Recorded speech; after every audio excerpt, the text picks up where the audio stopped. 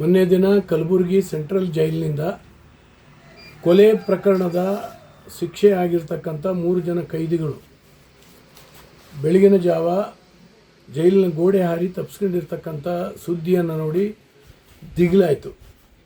ಕಾರಣ ಜೈಲುಗಳ ಅವ್ಯವಸ್ಥೆ ಸರಿಪಡಿಸುವ ಅವಶ್ಯಕತೆ ಇದೆ.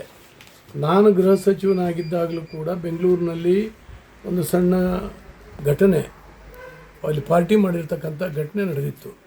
ಇಡೀ ಜೈಲಿನ ಅಧಿಕಾರಿಗಳನ್ನು ಬದಲಾಯಿಸಿ ಅವರಿಗೆ ಶಿಕ್ಷೆ ಕೊಡಿಸುವಂಥ ಕೆಲಸ, ಸಸ್ಪೆಂಡ್ ಮಾಡುವಂಥ ಕೆಲಸವನ್ನು ಮಾಡಿ ಅವರಿಗೊಂದು ಮೆಸೇಜ್ ಕೊಟ್ಟಿದ್ವಿ.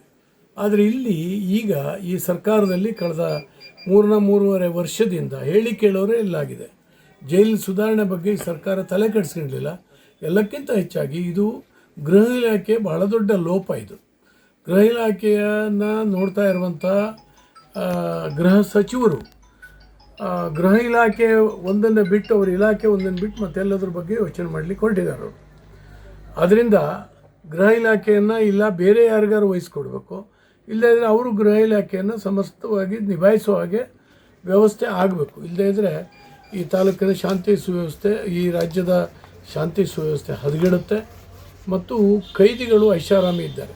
ಅಲ್ಲಿ ಪಾರ್ಟಿ ಮಾಡುವಂಥದ್ದು, ಮಾದಕ ವಸ್ತುಗಳು ಬೇಕಾದಷ್ಟು ಸಿಗ್ತದೆ, ತಲವಾರುಗಳು, ಪಿಸ್ತೂಲ್ಗಳು ಓಡಾಡ್ತಾ ಇದ್ದಾವೆ ಅಲ್ಲಿ ಜೈಲು ಒಳಗಡೆ.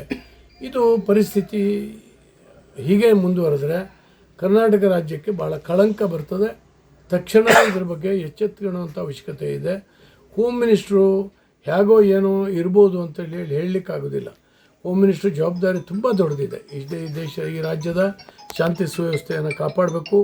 ಮಾನ ಪ್ರಾಣದ ಒಂದು ಕಾಪಾಡುವಲ್ಲಿ ಹೋಮ್ ಮಿನಿಸ್ಟ್ರು ವಿಶೇಷವಾದಂಥ ಕಾಳಜಿಯನ್ನು ವಹಿಸಬೇಕಾಗ್ತದೆ.